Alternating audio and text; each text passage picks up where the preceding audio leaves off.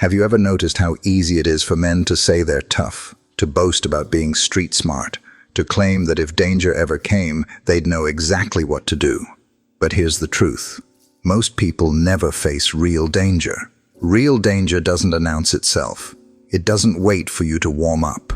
It doesn't give you time to pull out a checklist or prepare yourself. Real danger is sudden. It's unfair. It's chaotic. And in that moment, you don't magically rise to the level of the hero you've imagined in your head. No. In that moment, you fall. Fall straight down to the level of your preparation, your mindset, and your awareness. And for many men, that's a brutal wake-up call. Think about it. We all like to believe that when life tests us, whether it's a violent encounter, a sudden accident, or even an unexpected crisis, we'll rise to the occasion. But the Stoics remind us of something sobering. You don't control the circumstances, you only control yourself. And that's where the real test lies. So the question is, when that moment comes, what will you actually fall back on? Will you have trained your body, disciplined your mind, and sharpened your awareness so that your instincts protect you? Or will you fall back on nothing but wishful thinking and a fragile sense of toughness? I want to share something with you today. Not theories, not macho posturing, but 5 timeless secrets rooted in Stoic philosophy that can help you stay safe when danger suddenly enters your life. These are not tricks or gimmicks. They're principles. Principles that have kept warriors, thinkers, and everyday people alive for centuries. Because safety, my friend, isn't about living in fear. It's about cultivating strength, awareness, and inner calm, so that when life throws chaos your way, you don't freeze. You act, and you act with clarity. So, if you've ever wondered how to prepare for the kind of moments no one expects but everyone dreads, stay with me. By the end of this, you won't just understand how to face danger. You'll understand how to live with the kind of presence and strength the Stoics called true freedom. Secret number 1. Recognize the threat. Early. One of the greatest mistakes people make in dangerous situations is pretending nothing is wrong. We ignore the subtle signs because we don't want to look paranoid. We tell ourselves, don't overreact, don't make it awkward. It's probably nothing. But here's the reality. Danger almost never begins with a gun already pointed at you, or a fist already flying toward your face. Danger usually whispers before it screams. It leaves little traces, small signals, like cracks forming before an earthquake. And if you learn to recognize those signs early, you gain something priceless. Time. Time to create distance. Time to prepare. Time to survive. Think about it. How many times have you been in a place, maybe a bar, a gas station late at night, or even a parking lot, and you felt that tension in the air? Someone pacing back and forth, eyes darting around, scanning the exits like they're planning something. Or maybe you notice the mocking tone in someone's voice, the glare that lingers too long, or the way an entire atmosphere feels like it's shifting from calm to charged. Most people suppress that instinct. They brush it off because they don't want to look dramatic or seem paranoid. But ignoring the early signals doesn't make you brave. It makes you vulnerable. I'll never forget a moment at a gas station years ago. I had just pulled in, and from the corner of my eye, I noticed a man pacing near the entrance. He wasn't buying anything. He wasn't waiting for anyone. He was scanning people. His body language was tense, like a coil wound too tight. Most customers walked right past him, pretending not to see. But something in my gut screamed that this wasn't right. So instead of walking straight in, I paused, repositioned myself, and kept my distance. Minutes later, that same man confronted someone inside, escalating into a violent altercation. Recognizing that subtle danger early kept me out of the middle of it. That's what awareness really is. It's not paranoia. It's not living in fear. It's simply choosing to see things as they are. And here's where Stoic wisdom comes in. Marcus Aurelius once wrote, "Don't hope for events to turn out the way you wish, but welcome events in whichever way they happen." What does that mean in the context of danger? It means stop pretending reality is safer than it is. Don't sugarcoat the signals. If the atmosphere is tense, acknowledge it. If someone's behavior feels off, honor that instinct. Seeing clearly is not weakness, it's strength. It's survival. The Stoics believe that clarity of perception is the foundation of wise action. Seneca said, "The man who is prepared has his battle half fought." And preparation begins with perception. You can't respond wisely to what you refuse to see. So let me ask you, how often do you silence that inner voice when it warns you? How often do you talk yourself out of your own awareness, telling yourself you're overthinking it? What if, instead of dismissing that voice, you treated it like your most loyal guardian? Because in truth, that's what it is. That sense of unease, that subtle recognition of threat, is your ancient survival system trying to protect you. Of course, this doesn't mean you live on edge every second. It doesn't mean seeing every stranger as a villain or every situation as a threat. That's paranoia, and paranoia drains you. What I'm talking about is balanced awareness, the ability to read the environment honestly, without exaggerating and without denying. Imagine you're walking through a parking lot at night. Two scenarios. In the first, you're lost in your phone, head down, earbuds in. In the second, you're present. You scan the lot. You notice who's around. You register the man leaning on the car who keeps glancing in your direction. Same parking lot, same moment, but two entirely different levels of safety. The first person is blind. The second person is aware. Which one do you want to be? Here's the Stoic truth. Life is unpredictable. We don't get to decide when danger appears, but we do get to decide whether we're awake enough to see it coming. And once you see it, you have choices. You can reposition. You can leave. You can prepare. The men who fall victim to sudden violence are often the ones who refuse to see the storm forming. They ignored the pacing, the glaring, the mocking tone, because they didn't want to feel uncomfortable. But you, if you want to live wisely, if you want to protect yourself and the people you love, must develop the courage to see clearly. So secret number one, the foundation of all others, is this. Recognize the threat early. Train your eyes to notice the pacing. Train your ears to catch the mocking tone. Train your instincts to trust that when the atmosphere shifts, it's not by accident. Because in those critical moments, your greatest weapon isn't a fist or a blade or even a firearm. It's awareness. Awareness gives you time. Awareness gives you choice. Awareness gives you life. And remember this Stoic lesson. It's not paranoia to see the world as it is. It's wisdom, and wisdom is what keeps you alive. Secret number two, control your emotions. When most people think about danger, they imagine the external threat, the attacker, the weapon, the chaos happening around them.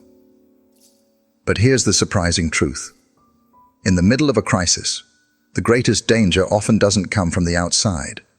It comes from the inside. Your own emotions, fear, anger, and panic can betray you faster than any enemy. Fear can freeze you, anger can blind you, and panic can strip away every ounce of reason you thought you had. Let me ask you this. Have you ever been so angry that you said or did something you regretted? Or so afraid that you couldn't move, even though you knew you should? Imagine that same emotional hijack happening in the middle of a life or death moment. That's how good men lose their chance to act. Not because they were weak, not because they weren't strong enough, but because their emotions stole their clarity. The Stoics warned us about this 2,000 years ago. Epictetus said, "Men are disturbed not by things, but by the views which they take of them." What he meant is simple. It's not the event itself that destroys you. It's the way you react to it. The punch coming toward your face, the sudden shout, the chaos around you. Those are just events. They carry no meaning until your mind assigns one. And if your mind assigns fear or rage, you've already lost half the battle. Think about a soldier in combat. The ones who survive aren't the strongest or the fastest. They're the ones who stay calm under fire. They breathe, they focus, and they act with precision. Panic gets you killed. Calm keeps you alive. And the same applies to your life, even outside of war zones. Imagine you're driving and someone cuts you off dangerously close. One driver explodes in rage, chasing the offender, endangering himself and everyone else on the road. Another driver takes a breath, steadies himself, and lets it go. Same event. Two different reactions.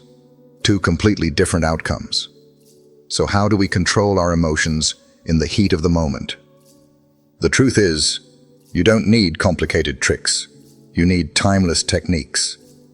And they start with your breath. When panic floods your body, your breath gets shallow and quick. But if you take control, slow, deep breaths, you send a signal back to your brain. We are not dying. We are in control. It calms your nervous system and clears your mind. The second tool is your voice. When fear rises, voices tend to crack or shout. Instead, train yourself to keep your voice calm and steady, even if you're terrified inside. Because a calm voice doesn't just influence others, it influences you. It reminds your own mind that you are composed, not lost. The third is your face. Yes, your face. Panic and anger show themselves in the eyes, in the jaw, in every twitch of expression. But if you practice keeping a steady, neutral face, you project control. And control, in turn, reinforces clarity inside you. And finally, pause. Just one moment, one heartbeat, before reacting, can save your life. The pause allows reason to catch up with instinct. It gives you the space to choose, not just react. Now, let's be clear. Controlling your emotions doesn't mean denying them. Fear will come. Anger will flare. That's human. The Stoics never said you should feel nothing. They taught that true strength is not the absence of emotion, but mastery over it. Seneca once wrote, "The greatest remedy for anger is delay." In other words, feel it, but don't let it command you. I remember once being confronted unexpectedly late at night. My first surge was fear, then anger, both rising like a storm. But I remembered something simple. Breathe, steady, pause. That one pause gave me the clarity to de-escalate instead of escalate. If I had acted on raw emotion, it could have gone very differently. So, here's the Stoic challenge for you. The next time you feel fear or anger in everyday life, don't try to bury it or explode with it. Instead, treat it like a test. Can you breathe through it? Can you pause before you speak? Can you hold your face and your voice steady, even when your blood is boiling? If you can practice this in small moments, the argument with your spouse, the stressful meeting at work, the frustration in traffic, you will build the muscle for the big moments. Because in crisis, you will not rise to what you wish. You will fall to what you have trained. So remember this, your greatest enemy in danger is not always the threat outside. It's the storm inside. Master that storm, and you carry with you a weapon more powerful than strength, more reliable than speed. Control your emotions, and you don't just survive danger, you master yourself. And the man who masters himself is a man that no enemy, no chaos, no crisis can ever truly defeat. Secret number 3. Set and defend. Boundaries. Most people think violence comes out of nowhere, like a sudden explosion, completely unpredictable. But here's what's often overlooked. In reality, most acts of violence don't start with a punch. They start with a push. They start with a joke. They start with small violations, ignored, excused, brushed aside, until they escalate into something much worse. That's why learning to set and defend your boundaries is one of the most important skills you can ever develop, not just for physical safety, but for life itself. Think about the little moments. Someone steps too close into your personal space. A stranger touches you in a way that makes you uncomfortable. A coworker makes an innocent joke at your expense that cuts a little too deep. Or someone keeps pressing you with questions you clearly don't want to answer. Most people laugh it off. They shrink back. They tell themselves, don't make it awkward, don't overreact, just let it go. But here's the problem. Predators, bullies, manipulators, they live for that silence.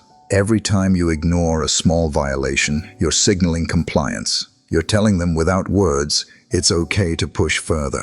The Stoics understood this long before modern psychology gave it language. Seneca warned, associate with those who may better you. Welcome those whom you can better. The process is mutual, for men learn while they teach. In other words, the people you allow into your space, the behavior you tolerate from them, these things shape you. If someone shows you early signs of disrespect and you excuse it, you're choosing to teach them that you'll accept it. Now, don't misunderstand me. Defending your boundaries doesn't mean exploding in anger, shouting, or threatening violence. That only escalates things.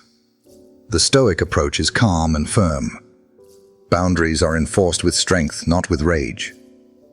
Picture this. You're in a bar, and someone keeps nudging you, laughing, trying to pull you into their drunk antics. You feel the annoyance rising. You could yell.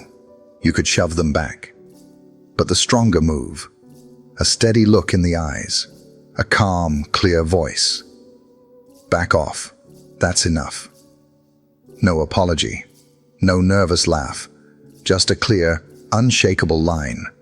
Because predators, like wolves, are looking for weakness.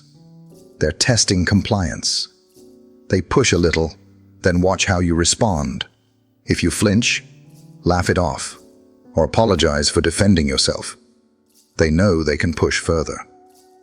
But if you calmly stand your ground, you signal something very different. This is not the person to mess with. And this isn't just about physical confrontations. It's about every part of your life. How many times have you let someone cross a line with words because you didn't want to seem rude? How many times have you said yes when you wanted to say no, just to avoid conflict? And how many times did that decision only invite more disrespect later? Here's a hard truth. If you don't set boundaries, someone else will set them for you, and they will not set them in your favor.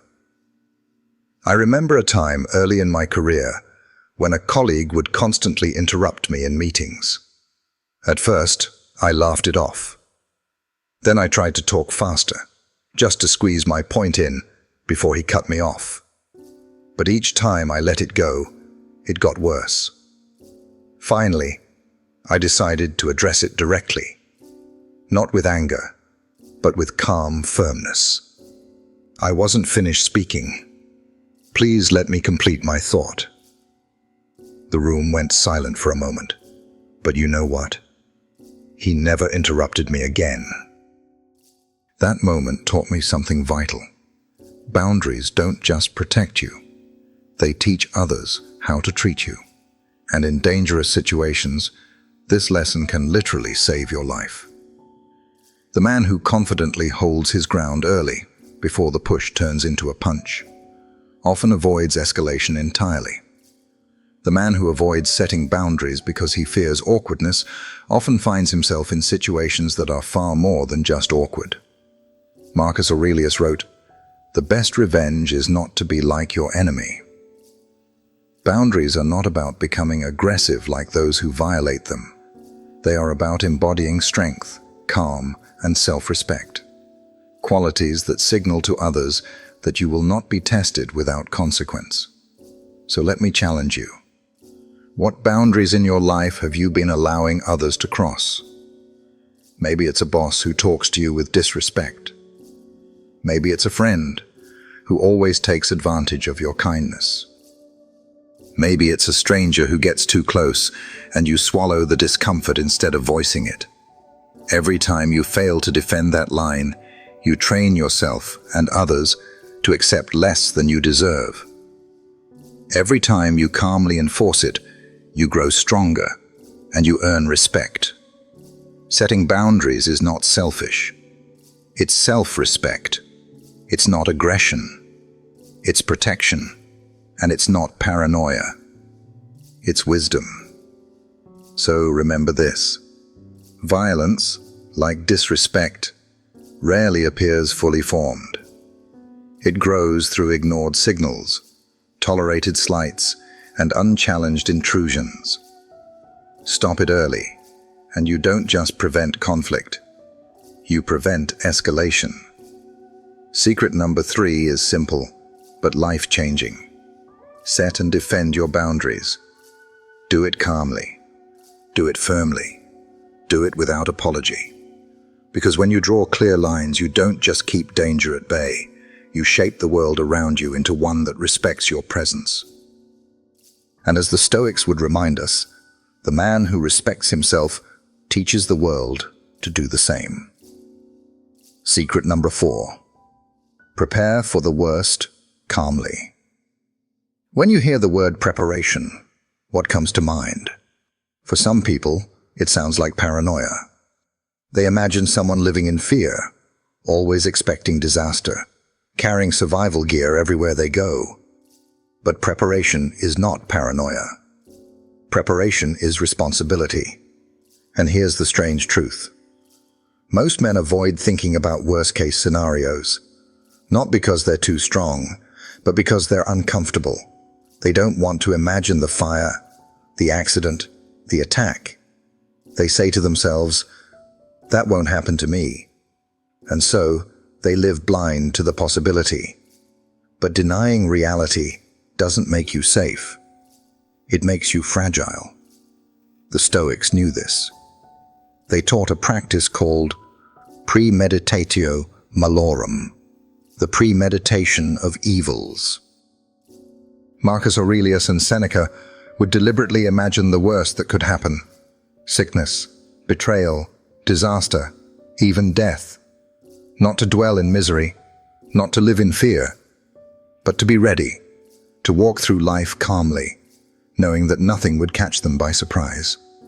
Because here's the truth: when crisis strikes, you do not rise to the occasion. You fall to the level of your training, your habits, your preparation. Let me give you an example. A few years ago, a business traveler checked into a hotel overseas. He had a small habit. Every time he stayed somewhere new, he walked the halls, memorized the nearest exits, and kept a small flashlight by his bed. Most people laughed at him. Why waste time? Nothing's going to happen. But one night, the hotel caught fire. Smoke filled the hallways. The alarms blared. Panic spread. While others stumbled in confusion, this man grabbed his flashlight, remembered the exit path, and walked out safely. Preparation didn't just save his life. It gave him calm when everyone else was in chaos. That's what preparation really does. It gives you freedom. Freedom from panic. Freedom from hesitation. Freedom from being at the mercy of chance. Now, I'm not saying you need to live like a soldier on constant alert.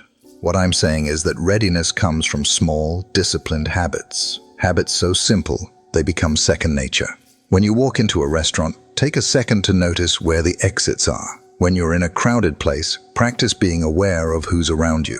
When you travel, think through basic scenarios. What would I do if the lights went out? If I lost my phone? If something suddenly turned dangerous? These little habits don't weigh you down. They empower you. They give you the confidence that, no matter what happens, you've thought it through. You're not stumbling in the dark. You're ready. And this isn't just about survival in the physical sense. Preparation applies to every area of life.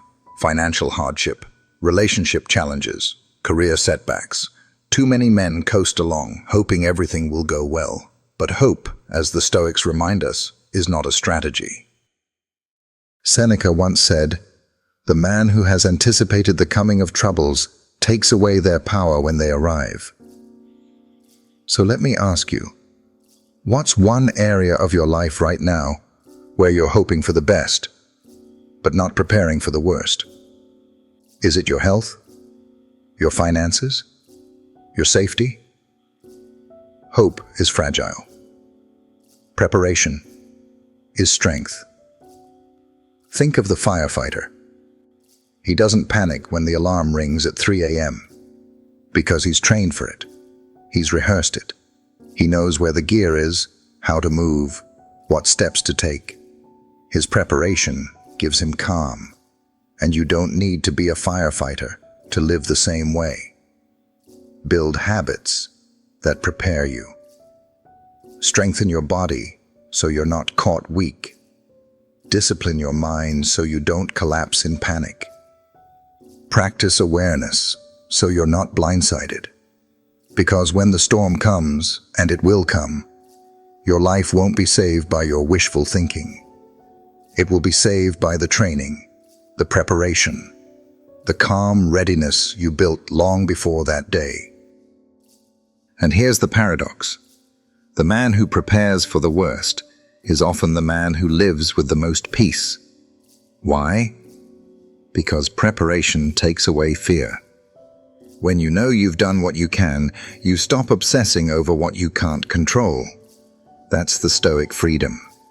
To meet life head-on, calmly, because you are ready. So don't confuse preparation with paranoia. Paranoia chains you in fear. Preparation sets you free. Secret number 4 is this. Prepare for the worst. Calmly, deliberately, and consistently. Because when danger comes, you will not rise by hope. You will fall to your habits. Make sure those habits are strong enough to catch you. And when they are, you'll discover a kind of quiet power, a calm in the storm that no one can ever take from you. Secret number 5, know when to walk away. For many men, the idea of walking away feels like weakness. We're told from a young age that backing down means you're a coward. That if someone insults you, bumps your shoulder, or challenges your pride, you have to stand your ground. Otherwise, you're not a real man. But here's the truth. That mindset is a trap. And it's a trap that has destroyed more lives than you can imagine. Because most violence doesn't begin with some master criminal plotting against you. Most violence begins with ego, a bump in a bar, an insult at a party, a look that lingers too long.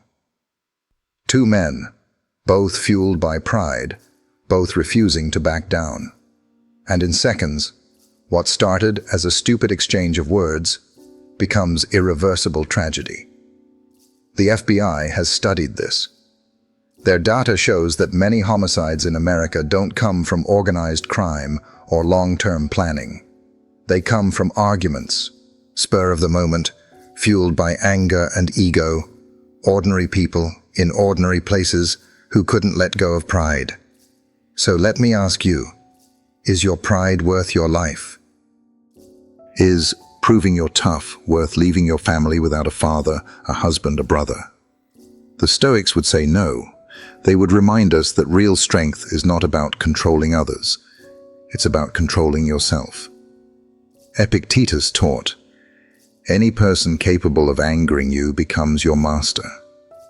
In other words, if your ego can be hijacked by someone's insult, you're not free. You're a slave to your pride. Think about that the next time someone tries to bait you with words or stares you down across the room. Are you really going to hand them control over your actions, your safety, and possibly your future? Or will you reclaim that control by choosing the stronger path, walking away? Walking away is not cowardice. Walking away is strategy.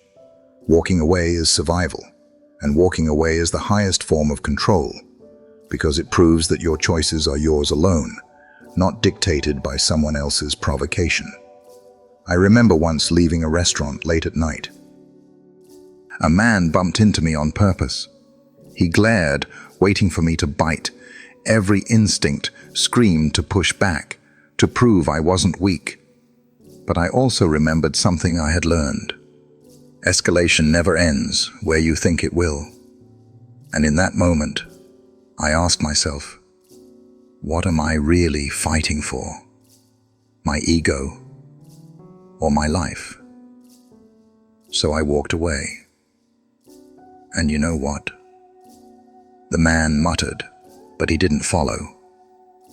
The situation ended right there, and I went home safe. That was not weakness. That was wisdom. Here's the paradox. Only men who are truly strong inside can walk away, because it takes more strength to master your pride than to swing your fists. It takes more discipline to choose survival over ego. Marcus Aurelius said, "The best way to avenge yourself is not to become like the wrongdoer." If someone insults you and you lash back with blind rage, you've already become like him, ruled by anger, ruled by weakness disguised as toughness. But if you keep your composure, you rise above him. Let's be practical. Most acts of violence that end lives happen because someone refused to back down over something trivial.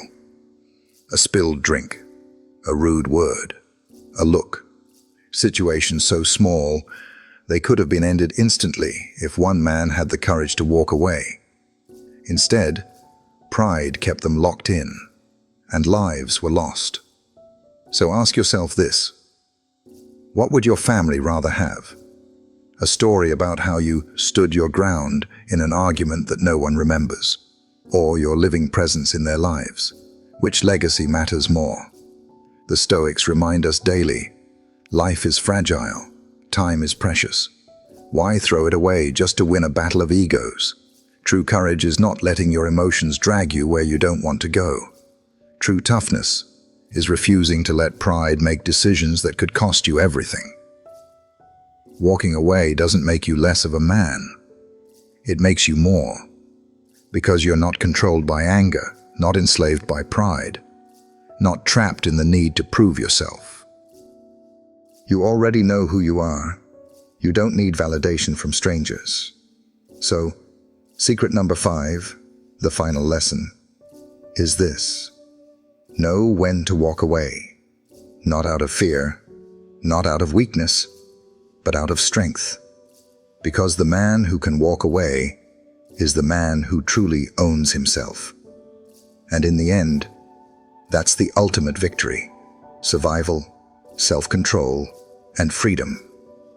So now we've walked through the 5 Stoic secrets for staying safe in dangerous situations. And when you step back, you see the pattern. Real safety isn't about brute strength. It's not about looking tough or pretending you're fearless. It's about living with clarity. It's about cultivating awareness, mastering your emotions, setting firm boundaries, preparing calmly, and knowing when to disengage. These 5 principles, taken together, form a shield. Not the kind made of steel, but the kind forged from judgment, discipline, and wisdom. The Stoics remind us again and again that the world is unpredictable.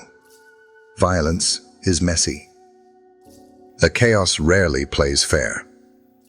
And when it strikes, it almost never looks like the movies. There's no slow motion, no dramatic soundtrack, no chance to suddenly unlock hidden powers. Real violence is sudden, unfair, and often irreversible. That's why the Stoic mindset matters so deeply. It teaches us to meet life as it is, not as we wish it to be. Marcus Aurelius wrote, "You have power over your mind, not outside events. Realize this, and you will find strength." Think about that. Safety doesn't begin with what you can't control. It begins with what you can. Your awareness, your judgment, your discipline, your ability to respond with reason instead of pride. Let's be honest. Pride has killed more men than blades and bullets. Too many lives have been lost because someone refused to walk away from an insult. Too many tragedies have begun with a glare, a shove, or a stupid ego-driven challenge. But the man who lives by Stoic principles understands this. Strength is not measured by how many fights you win, but by how many unnecessary battles you avoid. True toughness is not charging headfirst into chaos. It's being wise enough to see danger, and disciplined enough to choose the path that keeps you alive and free. So ask yourself, which man do you want to be? The one who gets pulled into conflict because he couldn't control his pride, or the one who walks away with clarity, discipline, and his life intact?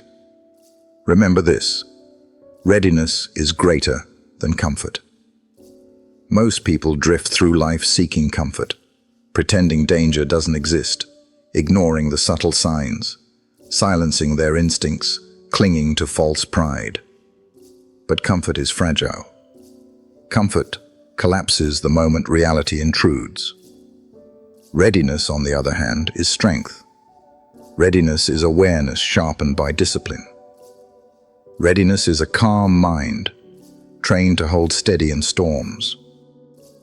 Readiness is the quiet courage to say no when your pride screams yes. And readiness gives you freedom. Freedom from fear, because you've trained yourself to meet challenges as they come. Freedom from ego, because you don't need to prove anything to anyone. Freedom from panic, because you've rehearsed what others avoid. The world is uncertain. Danger will always exist. You can't erase it, but you can meet it with clear eyes and a steady heart. So as you leave this message, carry with you the 5 Stoic lessons. Recognize the threat early. See the whispers before they become screams. Control your emotions. Master the storm inside before it controls you. Set and defend your boundaries. Calmly teach the world how to treat you. Prepare for the worst calmly, not from paranoia, but from responsibility. Know when to walk away. Let your discipline, not your pride, decide your fate. These are not just survival tactics. They are principles for life. Because at its core, Stoicism isn't about being unshakable in the face of danger. It's about being unshakable in the face of life itself. So my final challenge to you: be clear-eyed, be prepared, be disciplined, and never confuse ego with strength. Choose readiness over comfort, because when the moment comes, and it will come, it won't be your bravado that saves you. It will be your clarity, your discipline, your calm. And that, my friend, is the essence of true freedom. If this message spoke to you, don't just let it fade away. Start practicing these Stoic principles today. And if you want more wisdom like this, lessons that sharpen your awareness, strengthen your discipline, and prepare you for life's storms, hit subscribe, share this with a friend, and join this community of men and women who are choosing readiness over comfort.